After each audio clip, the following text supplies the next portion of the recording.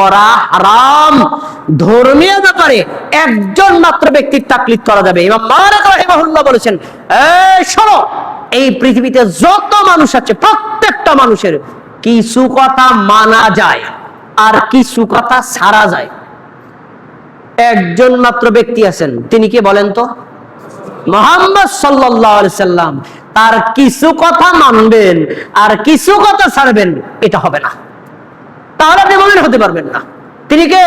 হাযা সাহিবুল কবর, তিনি হলেন এই কবরের অধিবাসী নবী মুহাম্মদুর রাসূলুল্লাহ সাল্লাল্লাহু আলাইহি সাল্লাম। তার একটা কথা মানবা আর একটা কথা ছাড়বা, তাহলে তুমি প্রকৃত মুমিন হতে পারবা না। নবী যা বলেছেন, যা করেছেন, পৃথিবীর যে কোনো মানুষের বিরুদ্ধে যা তাই মানতে হবে, তাহলে তুমি প্রকৃত মুমিন। তাহলে তাকলিদ করা যায় কার? মুহাম্মদ সাল্লাল্লাহু আলাইহি সাল্লামের।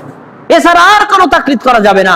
অন্য ব্যক্তিদের সব কথা যাচাই বাছাই সাপেক্ষে এই আবু বকর, ওমর, উসমান, আলী, তাবি, তাবে, আলেম, ওলামা, পীর, মুফতি, মাওলানা, বুজুর্গ, ডক্টর গালিব, আব্দুল্লাহ ফারুক সালাফি, যাকেই বলেন, যার কথা নবীর সাথে মিলবে তারটা মানবো, আর মিলবে না ছেড়ে দেব।